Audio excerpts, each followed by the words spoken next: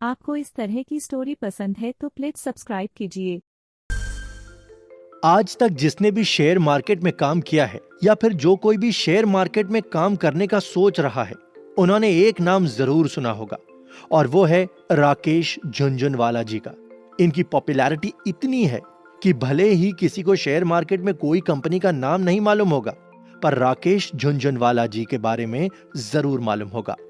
राकेश झुनझुनवाला जी को the big bull और Warren Buffett of India के नाम से भी जाना जाता है। अनफॉर्चुनेटली राकेश झुनझुनवाला जी अब हमारे बीच नहीं रहे हैं। 14 अगस्त 2022 को उनका देहांत हो गया। लेकिन कहते हैं ना, इंसान चला जाता है पर उसकी कही गई बातें रह जाती हैं। और आज हम भी राकेश झुनझुनवाला जी की इन्वेस्टिंग के लिए बताई गई कुछ बातों के बारे में जानेंगे। हम जानेंगे कि किन स्ट्रैटेजी को फॉलो करके उन्होंने सिर्फ 5,000 रुपए से अपना पोर्टफोलियो स्टार्ट कर उसे आसमान से भी ऊंचा यानी 47,000 करोड़ रुपए का पोर्टफोलियो बनाया था। शेयर मार्केट में हमेशा खुद की गलती से सीखना जरूरी नहीं होता। कभी कभी हम दूसरों की गलती और दूसरों की स्ट्रैटेजी फॉलो करके भी बहुत आगे बढ़ सकते हैं। इसलिए मेरे साथ आखिर तक बने रहिए। शायद आपको भी आपके शेयर मार्केट की जर्नी में जो एक पॉइंट मिस है वो राकेश झुनझुनवाला जी के बताए पॉइंट्स में मिल जाए। हमारी वर्किंग लाइफ को हम मोस्टली दो हिस्सों में बांटते हैं और वो है यंग एज और मिडिल एज। यंग एज में हम ज्यादा काम करते हैं और अपना सब कुछ मेहनत करने में ही लगा देते हैं, ताकि जब तक मिडिल एज आए तो ज्यादा काम नहीं करना पड़े, और अगर करना भी पड़े तो ज्यादा मेहनत का काम ना हो। और सेम यही चीज हमारी स्टॉक मार्केट की वर्किंग लाइफ पर भी अप्लाई होती है। शुरुआत का हिस्सा जहां हमारा ट्रेडिंग में जाता है, तो बाद का हिस्सा आराम से लॉन्ग टर्म इन्वेस्टमेंट में इन्वेस्ट करके निकाल सकते हैं। और यही है राकेश झुनझुनवाला जी का लेसन नंबर 1। ट्रेडिंग से पैसा बनाओ और बाद में आराम से कमाओ। आप इसको ऐसे समझ सकते हैं कि आपके स्टॉक मार्केट जर्नी के जो शुरुआती दिन है उनमें आपका ट्रेडिंग करना जरूरी है, क्योंकि उसी से फटाफट पैसे बनते हैं। और वो जो पैसे बनते हैं उनको आप आराम से किसी अच्छे बिजनेस करने वाली कंपनी के शेयर में लगाकर लंबे टाइम तक उसके डिविडेंड को भी एंजॉय कर सकते हैं। क्या स्टॉक मार्केट में ट्रेडिंग करना इतना जरूरी है? जी हाँ, बहुत जरूरी है। और इसका मेन रीजन ये है कि जैसे हर बिजनेस को चलाने के लिए वर्किंग कैपिटल चाहिए होता है, सेम चीज स्टॉक मार्केट पर भी अप्लाई होती है। लेकिन यहां पर वर्किंग कैपिटल पैसा ही है, तो जितना ज्यादा आप पैसा लगाते हैं उतना ज्यादा प्रॉफिट कमाते हैं। इससे पहले कि आप ट्रेडिंग करने के लिए खुद को तैयार करें, आपका एक बात जानना बहुत जरूरी है, और वो ये है कि राकेश झुनझुनवाला जी ने ये भी कहा था कि stock market is a full time business. यानी अगर आप अपना पूरा दिन स्टॉक मार्केट में लगा सकते हैं तो ही ट्रेडिंग करें, नहीं तो आपके लिए एसआईपी का ऑप्शन सबसे बेस्ट है। सबसे पहले आप धीरे धीरे पैसे जोड़ें एसआईपी के थ्रू, और उसके बाद जब बहुत पैसे जुड़ जाएं तो उसको किसी अच्छे स्टॉक में इन्वेस्ट करें। तो ये था हमारा लेसन नंबर 1, जहां हमने सीखा कि हमें शेयर मार्केट में इनिशियल डेज में ट्रेडिंग करके फटाफट पैसे जोड़ना है, ताकि बाद में लॉन्ग टर्म इन्वेस्टिंग का फायदा ले सके। शेयर मार्केट में काम करते टाइम बहुत बार ऐसा होता है कि हमने जो शेयर लिया है वो लॉस में होता है और हम उस शेयर को नहीं बेचते, क्योंकि कहीं ना कहीं उससे हम इमोशनली कनेक्ट हो जाते हैं और सोचते हैं कि ये पहला शेयर है जिसे मैंने बाय किया था, या फिर सोचते हैं कि इसने अभी तक जो अच्छा रिटर्न दिया है तो आगे भी अच्छा रिटर्न दे ही देगा, और फिर हम उस शेयर का प्रॉफिट में आने का वेट करते रहते हैं। और वेट करते करते वो स्टॉक प्रॉफिट में तो नहीं आता, पर उसमें हमारी इन्वेस्टेड कैपिटल आधी हो जाती है। और इसी सिचुएशन में आने से खुद को बचाने के लिए हमें राकेश झुनझुनवाला जी की ये बात हमेशा फॉलो करनी चाहिए कि अगर आप लॉन्ग टर्म के लिए इन्वेस्ट कर रहे हैं तो स्टॉक्स को इमोशंस के साथ ना जोड़ें। इमोशंस सिर्फ फैमिली और खास लोगों के लिए ही रखें, स्टॉक्स के लिए कभी भी नहीं। स्टॉक्स के साथ इमोशनली जुड़ जाने से एक प्रॉब्लम यह भी रहती है कि आप उस शेयर की कंपनी में कुछ कमियां नहीं ढूंढ पाते और टाइम रहते उसको नहीं बेच पाते, जिससे वो शेयर कहीं ना कहीं आपको अच्छा खासा लॉस देकर ही जाता है। तो नेक्स्ट टाइम आपको स्टॉक बेचने का डिसीजन बनाना हो तो राकेश झुनझुनवाला जी की ये कही हुई बात को ध्यान में रखकर बिना इमोशंस के साथ ही डिसीजन बनाएं। तो ये था लेसन नंबर 2, जहां हमने सीखा कि शेयर मार्केट में इमोशंस की कोई जगह नहीं। हमें शेयर मार्केट में हर डिसीजन को प्रैक्टिकल होकर ही लेना है। हमारी जिंदगी में कई ऐसे मौके आते हैं जब हमारे साथ कुछ सही नहीं हो रहा होता है और फिर कहें कि हम अपनी पूरी मेहनत करते हैं पर रिजल्ट हमारे हिसाब से अच्छा नहीं आ रहा होता है। ऐसे मौकों पर हमें अक्सर एक ही सलाह दी जाती है कि खुद पर भरोसा रखो, सब कुछ ठीक होगा। और हमारी जिंदगी की तरह शेयर मार्केट की जर्नी में कई ऐसे मौके आएंगे जब कुछ भी ठीक नहीं जा रहा होगा। रात को नींद भी ये सोचकर नहीं आ रही होगी कि आगे क्या होगा। ऐसे मौकों पर हमें राकेश झुनझुनवाला जी की ये बात ध्यान रखनी चाहिए कि buy right, sit tight, don't panic. यानी कि हमें खुद की रिसर्च करके ही स्टॉक बाय करना है और खुद की रिसर्च पर भरोसा रखना है और स्टॉक को सही टाइम आने तक होल्ड करना है। हमें कंपनी के बिजनेस पर भरोसा रखना है और कभी भी इमोशंस में आकर स्टॉक्स को सेल नहीं करना है, क्योंकि इमोशंस की शेयर मार्केट में कोई जगह नहीं होती। Buy right, sit tight, don't panic वाली बात को हम इस एग्जाम्पल से समझ सकते हैं कि जब मैगी को लेकर कंट्रोवर्सी हुई थी तब नेस्ले इंडिया का शेयर प्राइस कम हुआ था। अगर सोचिए आप उस टाइम पैनिक में अपने शेयर बेच देते तो आप आगे होने वाले प्रॉफिट का फायदा नहीं पाते, क्योंकि जैसे ही कोर्ट की हियरिंग आई थी नेस्ले का शेयर प्राइस वापस बढ़ना स्टार्ट हो गया था और आज की तारीख में नेस्ले का शेयर प्राइस 2500 रुपए पर शेयर के आसपास है।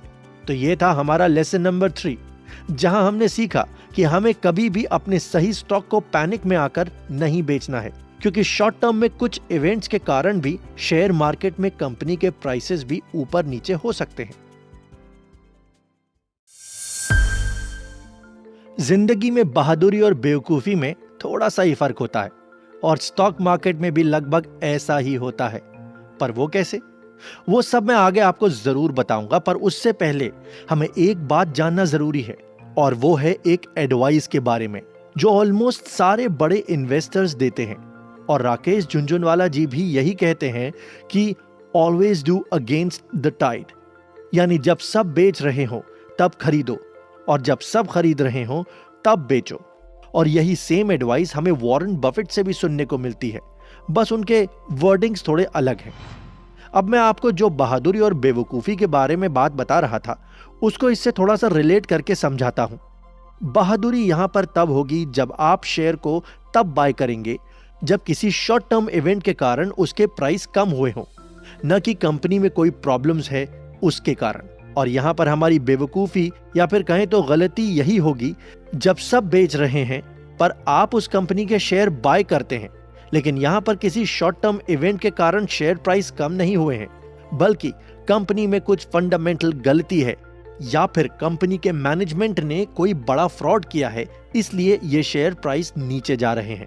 इसको हम इस एग्जाम्पल से समझ सकते हैं कि जब कोरोना का टाइम था तब हम शेयर को बाय कर सकते थे, क्योंकि ये एक शॉर्ट टर्म इवेंट था जिसके कारण ही कंपनी के शेयर्स के प्राइस कम हुए थे। लेकिन जब येस बैंक के मैनेजमेंट का फ्रॉड सामने आया था तब हमें उसके शेयर से दूर रहना था, क्योंकि शेयर्स के प्राइस मैनेजमेंट के कारण कम हुए थे, न कि किसी इवेंट के कारण। तो ये था हमारा लेसन नंबर 4, जहां हमने सीखा कि हमें क्राउड बिहेवियर के अगेंस्ट जाना है। यानी जब सब बाय कर रहे हैं तब सेल करना है और जब सब सेल कर रहे हैं तब हमें बाय करना है।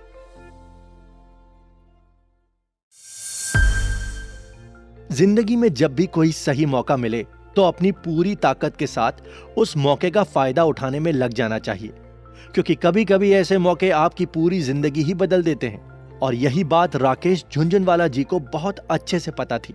शायद इसीलिए ही जब 1980s में सेसा गोवा का शेयर बहुत ही सस्ते प्राइस पर ट्रेड हो रहा था तो राकेश झुनझुनवाला जी ने उस अपॉर्चुनिटी को समझा और 1 करोड़ रुपए उसमें इन्वेस्ट कर दिए, जो कि उनके उस टाइम के पोर्टफोलियो का एक बहुत बड़ा हिस्सा था। उनके इस रिस्क का उनको रिटर्न भी अच्छा मिला। हालांकि ये कोई इकलौता मौका नहीं था जब राकेश झुनझुनवाला जी ने किसी अपॉर्चुनिटी पर इतना बड़ा रिस्क लिया हो। 1989 में भी बजट के टाइम पर उन्होंने अपने पोर्टफोलियो का मेजॉरिटी हिस्सा शेयर मार्केट में लगा दिया था, क्योंकि उनको भरोसा था कि उस time government business friendly budget ही लाएगी और हुआ भी ऐसा ही। बजट बिजनेस फ्रेंडली ही आया था और उनका पैसा कुछ ही महीनों में बहुत जल्दी कई गुना बढ़ गया था। इससे पहले कि आप भी इतने बड़े रिस्क लेने को तैयार हो जाएं, आपको एक बात जरूर ध्यान रखनी चाहिए कि राकेश झुनझुनवाला जी इतने बड़े रिस्क सिर्फ इसलिए ले पाए क्योंकि उनके शेयर मार्केट की नॉलेज और कॉन्टैक्ट्स बहुत अच्छे थे। अभी जिस पोजीशन पर हम लोग हैं, वहां पर हम उनके जितना बड़ा रिस्क लेने से बचते हुए मीडियम रिस्क लेने पर ही ज्यादा ध्यान दें तो अच्छा है। और फिर भी अगर आप ज्यादा रिस्क लेना चाहते हैं तो मैं यही एडवाइस दूंगा कि कम पैसों का रिस्क लें और धीरे धीरे अच्छे से स्टॉक मार्केट से सीखें। क्योंकि हमें याद रखना है कि राकेश झुनझुनवाला जी ने यह भी कहा था कि गलती उतनी ही बड़ी करो जिससे अगले दिन वापस आकर ट्रेड कर सको। तो यह था हमारा लेसन नंबर 5, जहां हमने सीखा कि हमें शेयर मार्केट में कोई अपॉर्चुनिटी दिखे तो अपनी रिस्क कैपेसिटी के हिसाब से रिस्क लेकर उस अपॉर्चुनिटी को जरूर पकड़ना है। और वैसे यहां जिनको नहीं पता उनको बता देता हूं कि सेसा गोवा का शेयर आज भी ट्रेड होता है शेयर मार्केट में, बस नाम चेंज हो गया है। आजकल वो शेयर किस नाम से ट्रेड होता है अगर आपको पता हो तो कमेंट सेक्शन में जरूर बताएं। अगर आपने कोई भी स्टॉक मार्केट से रिलेटेड बुक पढ़ी हो तो सब बुक्स में एक पॉइंट जरूर होता है जिसके बारे में बहुत ही इन डेप्थ से डिस्कशन होता है, और वो है कंपनी की वैल्यूएशन। कंपनी की वैल्यूएशन को हर इन्वेस्टर, चाहे वो फेमस हो या ना हो, हमेशा कंसिडर करके ही इन्वेस्ट करता है। और राकेश झुनझुनवाला जी भी कंपनी में लॉन्ग टर्म इन्वेस्टमेंट करने से पहले कंपनी के वैल्यूएशन को देखकर ही इन्वेस्टमेंट करते हैं। और शायद यही कारण था कि उन्होंने अपने एक इंटरव्यू में कहा था कि अनरीजनेबल वैल्यूएशन वाली कंपनी में कभी इन्वेस्ट मत करो और ना ही कभी उन कंपनी के पीछे भागो जो लाइमलाइट में है। इस लाइन को हम ऐसे समझ सकते हैं कि जैसे हर चमकने वाली चीज सोना नहीं होती है, वैसे ही हर फेमस कंपनी के शेयर की वैल्यूएशन सही हो ये जरूरी नहीं है। कंपनी के शेयर की वैल्यूएशन को लेकर हमें एक चीज हमेशा ध्यान में रखनी चाहिए कि अगर कंपनी के शेयर की वैल्यूएशन सही नहीं है तो स्टॉक मार्केट लॉन्ग रन में उस कंपनी के शेयर्स को उसकी वैल्यू के हिसाब से एडजस्ट कर देता है। और इसको आप ऐसे समझ सकते हैं कि अगर आपने 1 रुपए में कंपनी का शेयर लिया है पर कंपनी अंडर वैल्यू है और उसके शेयर की सही वैल्यू 2 रुपए होनी चाहिए, तो शेयर मार्केट में कंपनी के शेयर को लॉन्ग रन में 2 रुपए पर ले आएगा। पर अगर इसका एकदम उल्टा है, यानी आपने शेयर 2 रुपए में लिया है और ओवर वैल्यूड है, यानी उसके शेयर को 1 रुपए पर ही होना चाहिए, तो शेयर मार्केट लॉन्ग रन में कंपनी के शेयर को 1 रुपए पर ही ले आएगा। जिसका सीधा सीधा मतलब यह है कि अगर आप ओवर वैल्यूड कंपनी में इन्वेस्ट करते हैं तो आप अपनी कंपनी की मेहनत की कमाई को बहुत जल्दी खो सकते हैं। अगर ओवर वैल्यूड कंपनी के रीसेंट एग्जाम्पल के बारे में जाने तो आप पेटीएम, जोमैटो, नाइका के शेयर को स्टडी कर सकते हैं। इन शेयर में तो राकेश झुनझुनवाला जी ने भी इनकी वैल्यूएशन को देखकर इन्वेस्ट नहीं किया था। अभी सबसे जरूरी बात कि कंपनी के शेयर की वैल्यूएशन को कैसे जाने। वैसे तो इसके बहुत तरीके हैं, पर मैं आपको सबसे कॉमन एंड इजी तरीका बताता हूं, और वो है पीई रेशियो, यानी कंपनी अपने प्रॉफिट के कितने गुना ज्यादा भाव पर ट्रेड हो रही है। इस चीज को जानकर आप कंपनी की वैल्यूएशन को समझ सकते हैं। तो ये था हमारा लेसन नंबर 6, जहां हमने सीखा कि हमें ओवर वैल्यूड कंपनी से दूर रहना है, क्योंकि ओवर वैल्यूड कंपनी बहुत ही जल्दी आपकी मेहनत की कमाई को आपसे छीन सकती है। जान है तो जहान है, सर सलामत तो पगड़ी हजार। और ऐसे न जाने कितने मुहावरे हैं और कहावतें हैं जो हमारी हिंदी भाषा में हैं, जो सिर्फ और सिर्फ यही बताते हैं कि जिंदगी की वैल्यू ही सबसे ज्यादा है। और शायद सिर्फ हिंदी भाषा में ही नहीं, दुनिया की जितनी भी भाषा में मुहावरे और कहावतें हैं, उसमें जिंदगी की वैल्यू को ही सबसे ज्यादा बताया गया है। और इसी बात को अच्छे से समझते हुए राकेश झुनझुनवाला जी ने अपने जीवन के आखिरी पड़ाव में अपने बहुत सारे इन्वेस्टमेंट हेल्थ केयर सेक्टर में ही करे थे। इसका मतलब ये बिल्कुल भी नहीं है कि हमें मुहावरे और कहावतें पढ़कर इन्वेस्ट करना है, बल्कि इसका मतलब ये है कि हमें हमारी पर्सनल हेल्थ पर भी इन्वेस्टमेंट करनी है। वैसे अपनी जिंदगी का या कहें अपनी हेल्थ का ख्याल रखना हमारे लिए सबसे ज्यादा इसलिए भी जरूरी है क्योंकि चाहे आप कितना भी पैसा कमा लें, अगर आपकी हेल्थ ठीक नहीं है तो आप कुछ भी नहीं कर सकते। राकेश झुनझुनवाला जी के अगर आपने लास्ट के इंटरव्यू सुने होंगे तो आपको भी मालूम होगा कि उनको अपनी हेल्थ का ध्यान ना रखने का कितना मलाल था, और उनकी आखिरी ख्वाहिश जो कि अपने बच्चों को बड़ा होते देखने की थी, वो हमेशा के लिए अधूरी रह गई। हमें अक्सर दूसरों की गलतियों से सीखना चाहिए और हम राकेश झुनझुनवाला जी की अपनी हेल्थ को लेकर करी हुई गलतियों से सीखकर अभी से अपनी हेल्थ का ध्यान रखना स्टार्ट कर देना चाहिए, क्योंकि एक तो ये आपके परिवार और आपके क्लोज लोगों के लिए सबसे अच्छी चीज भी रहेगी, और दूसरा ये कि शेयर मार्केट हमेशा से लॉन्ग रन का गेम है। तो अगर आप फिट एंड फाइन रहेंगे तो आराम से लंबे टाइम के लिए लॉन्ग टर्म इन्वेस्टिंग कर सकते हैं, और फिर किसको पता नेक्स्ट वॉरेन बफेट या राकेश झुनझुनवाला जी आप ही बन जाओ। तो ये था हमारा लेसन नंबर 7, जहां हमने जाना कि हमारी हेल्थ ही हमारी सबसे बड़ी वेल्थ है और यही हमारा सबसे बेस्ट इन्वेस्टमेंट भी है। हालांकि ये कोई स्टॉक मार्केट से रिलेटेड सीख नहीं है, बट बिना अपनी हेल्थ का ध्यान रखे आप स्टॉक मार्केट को क्या कहीं भी कुछ अचीव नहीं कर पाएंगे, और अगर कुछ बड़ा अचीव भी कर लिया तो उसे अच्छे से एंजॉय नहीं कर पाएंगे।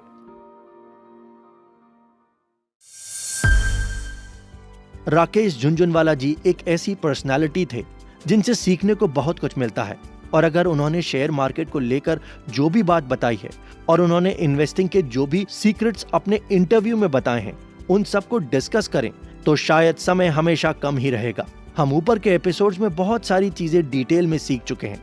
राकेश झुनझुनवाला जी से मैंने भी पर्सनली बहुत कुछ सीखा है, जैसे हमेशा अपने लॉस को एक्सेप्ट करना, अपने लॉस के लिए कभी किसी और को ब्लेम ना करना, क्योंकि अगर आपने किसी और को ब्लेम करना स्टार्ट करा तो आप कभी कुछ सीख नहीं पाओगे। अपनी गलतियों को एक्सेप्ट करना और उनसे सीख कर खुद को इम्प्रूव करना। स्टॉक मार्केट के बारे में हमेशा पैशनेट रहना, यानी कि हमेशा जानते रहना कि कैसे स्टॉक से पैसा कमाया जा सकता है और कहां बहुत सारी अपॉर्चुनिटीज अवेलेबल हैं। और सबसे जरूरी चीज जो मैंने सीखी वो है कि स्टॉक मार्केट में पेशेंस रखना कितना जरूरी है। हालांकि राकेश झुनझुनवाला जी से सिर्फ मैंने सीखा ही नहीं है, बल्कि उनके इन्वेस्टिंग के तरीके को फॉलो करके स्टॉक्स में भी ट्रेड किया है। वैसे अगर आपने भी राकेश झुनझुनवाला जी से कुछ सीखा है और हम उसको इस बाइट्स में कवर नहीं कर पाए तो आप अपनी सीखी हुई सीख कमेंट सेक्शन में जरूर बताएं। और अगर आपने सिर्फ उनको ही फॉलो करके किसी शेयर में इन्वेस्ट करा है तो उसके एक्सपीरियंसेस को भी जरूर शेयर करें। आपको इस तरह की स्टोरी पसंद है तो प्लीज सब्सक्राइब कीजिए